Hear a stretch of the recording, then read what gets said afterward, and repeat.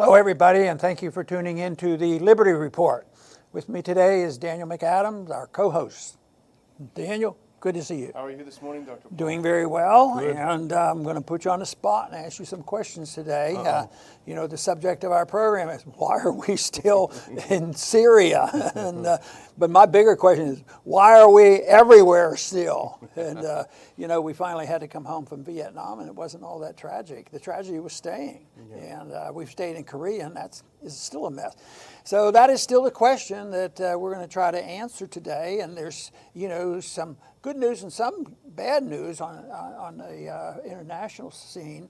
The good news is, I wished it were good news, I'm not convinced, and that is that North Korea, South Korea and the United States have decided to tone down their war game. Yeah. And that's pretty good. And also there are peace talks, with North Korea, in Finland, in the United States, and South Korea. This is pretty good.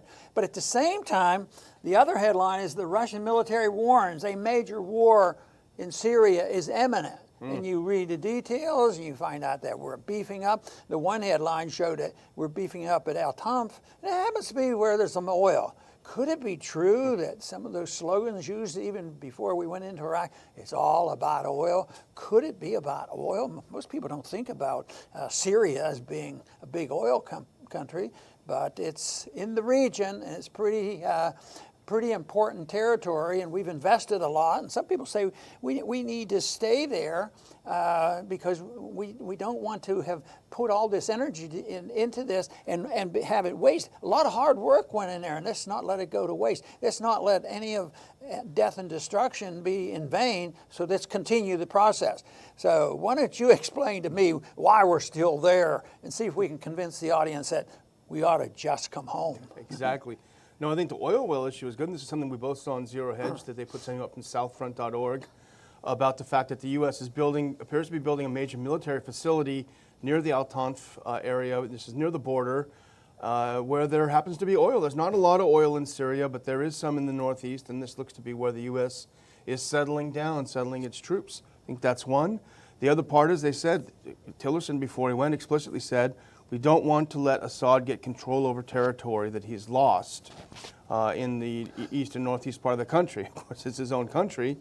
And I think the third thing is it's an easy staging ground for war with Iran. We want to be there, we want to build it up, because the neocons who are infiltrating the administration continuously, this is their big prize. They want war with Iran. Well, our leaders are also concerned about losing credibility in foreign policy and being a credible player, because some things go on without us these days.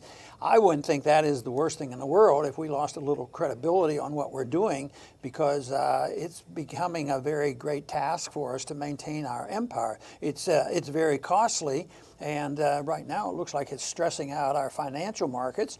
When you think about the dollar and what's happening in our stock market and the budget deficits and all, and it looks like that's not going to lighten up. I think this budget they're trying to get through at $1.3 trillion, a lot of more money for the military going in there. So that is a bit stressful. Matter of fact, even today with the news that we're looking at, on the short run, news does affect the stock market. The stock market at the moment happens to be down sharply over 400 points. That doesn't mean that at the end of the day it'll be quite different, but there is stress in the financial market, and it is related to this.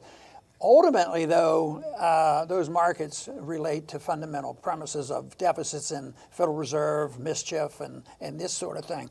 But this news isn't helpful to the financial market. But this whole idea about a potential war, the ducks are being lined up, because it's just not the United States that are involved. We hide behind the umbrella, sometimes United Nations when they do our bidding. And other times it's NATO. We complain about them, but at the same time, it is NATO against Russia right now. When you see who's lining up in Syria, Britain's lining up with us, and France is lining up with us, and we have Israel there. Their interests are very, very powerful. We don't hear much about them, but I think they are very instrumental in what's going on. And then you have the Turks are involved too, and sometimes I think they're all with us or all against us, and you have the Kurds to be involved with. But the big items are the EU, United States against Russia and Iran, and this could be something that maybe is not planned. I just don't want to believe they said, yeah, we're planning this war, but their policies are so ridiculous. It looks like they plan war. They intend to have it because what they're doing. Well, what we need is somebody diplomatic. We'll put somebody at the UN that maybe tone it down and give us a better frame. So we send Nikki Haley. She's going to calm us down and say, well, this war is not necessary. And all she does is stir the pot. Yeah, exactly. I want to go back to something you said a little earlier. You talked about the budget. I don't know if you saw, but President Trump tweeted today, and I think it encompasses everything that's wrong. He tweeted, he bragged, he said, I got my money for the wall, more's coming. I got a big boost in military spending, more's coming for that. Yeah, I had to waste a bunch of money on junk for the Democrats, what they wanted, but that's okay, that's worth the price. That just says everything, doesn't it? Yeah, and this is all, it is consistent with the idea that the Keynesians really win and have won. Ultimately, they'll lose, and that is that deficits don't matter. Yeah. And conservatives have accepted that. They might give lip service back, to it, but they always want more money. And deficits aren't so bad if it's military. Yeah. And it isn't because we're weak; it's because the profits have to be continuous for the arms manufacturers. And going back to Syria, we should always try to remember this and pound it home. Why did we get involved in Syria explicitly? First of all, we got involved when, as you mentioned yesterday, Obama said Assad must go. That was because supposedly a peaceful protest against the government of Syria was put down with force. So even if you accept that premise for us to become involved, increasingly involved, look at where we are now, where we're occupying 30% of the country. We're talking about staging for war with Iran, preparing for war with Russia. It's not a board game, this is serious business. So we have to remind ourselves how we got into this. It's interesting, and we should probably do a show on this next week. But remember Libya. Remember President Sarkozy of France. He was arrested this week. He was arrested because Gaddafi had given him millions of dollars for his election campaign. Then he had Gaddafi killed. So there is a lot going on here, and I think that has a lot to do with Syria.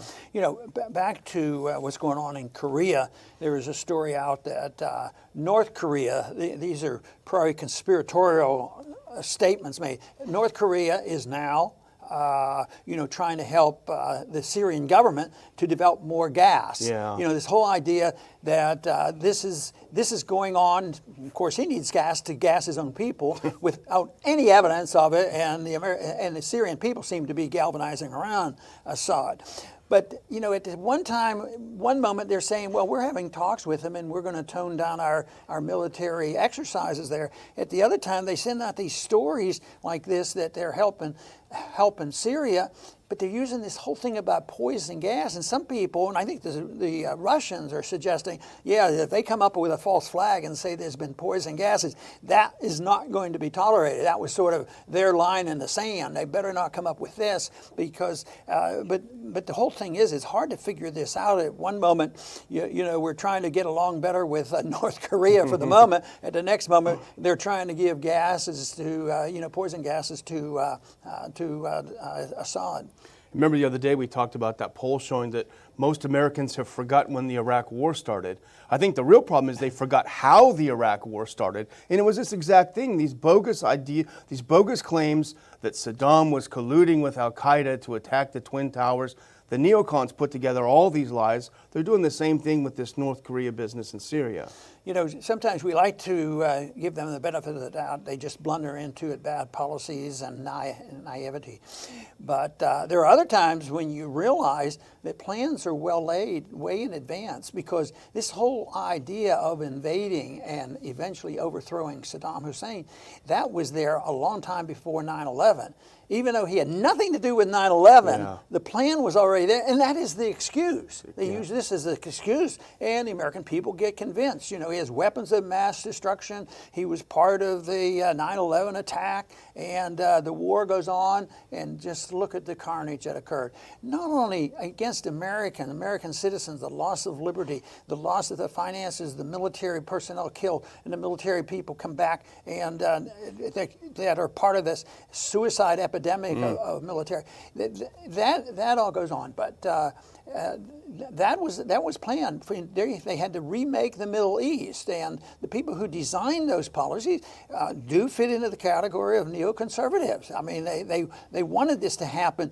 So there are times when I just don't want to believe that any decent person, any decent government, certainly my own government, would deliberately, go out and start a war. But I still hear them on TV now, about why we have to go to war. And of course, that came up a few times in the presidential campaign that they were pushing for war back then too, as usual. As usual. Now, speaking of neocons, Nikki Haley, whose name came up earlier and comes up all the time because she's one of the worst hawks. Now, on March 12th, she threatened military action against Syria. And she blamed Syria and Russia because she said this everyone voted on the ceasefire from the UN, and they are violating it by attacking East Ghouta, and she's ramping up for the U.S. to attack. But what she does is, this claim is erroneous because the UN resolution explicitly excluded al-Qaeda and any other listed terrorist organization from the ceasefire. The people that are being attacked in Ghouta are groups that fall into that category. So she's lying, and she knows it. She has to know it. And, you're not allowed to say anything that sounds like it's fair and balanced when you're dealing with Russia. Then we're bad guys then. But if you look back at what was in writing, what NATO said about the disarmament of the Soviets, after the Soviets were collapsed, and the agreement with NATO, and NATO had agreed with our agreement that we wouldn't go up and move in and be on the borders of Russia. And yet we're the ones that broke that, and we constantly pester and move and close and try to antagonize. At the same time, so far, Russia's been closer to international law, if there's ever any respect for international law. International law is used when it fits somebody's purpose, but they have, come to an ally, Sadat, and yet, where is the justification? I wonder what the American people think the justification is for us there. We're worrying about why don't we come home? What are we doing there? Well, why did we go? Yeah.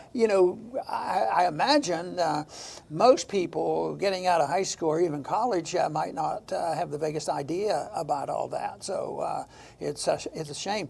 We need to do a better job, Daniel. We need to have a program that circulates and people hear and get some of the answers on why are we there and why don't we come home, and the sooner the better. Exactly. Subscribe to our channel. I just want to, if I can just say one more thing, Dr. Paul, because I saw this and I just can't not comment on it. This is Nikki Haley, her statement on March 12th. Here's a short quote.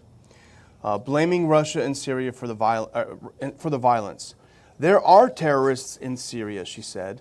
But the Russian and Syrian regimes label anyone as terrorists who resist their absolute control. Okay, well, let's think about that for a second. What about in the U.S.? If there was an armed group that occupied, say, Utah, or we're talking about a big part of the country, who occupied a part and was armed, and they were bent on establishing a theocracy using extreme law. Would the U.S. not view them as terrorists? Look at Waco. Look at all the times when there was a small group that posed no threat. So it's absolutely absurd. If the tables were turned, the U.S. would be using all of its power to get rid of this enclave controlled by these groups.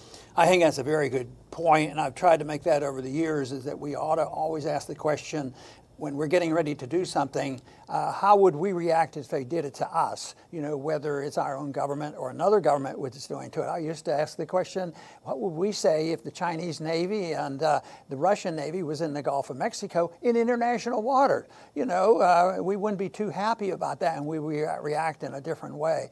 But too often, the people go along and they're satisfied but they get a little bit nervous when they see the economic conditions deteriorating. I see the Congress right now is preparing to bail out many pension funds, because those are the long-term conditions that are building, and there's no easy answer for it. And the financial markets are going to be very rocky. So they just can't keep printing the money. And this administration thinks they can. They think that we can keep going. They keep justifying our position over there and threatening, intimidating. Then on top of it all, with all these reasons to shake up international trade, we're bound and determined to get into a trade war. Put on sanctions and tariffs makes no sense whatsoever. That is the reason that we are going to persist here at the Liberty Report to present the case for non-interventionists, for us to mind our own business and bring our troops home. I think the world would be a better place in which to live. I want to thank everybody for tuning in today to the Liberty Report. Please come back soon.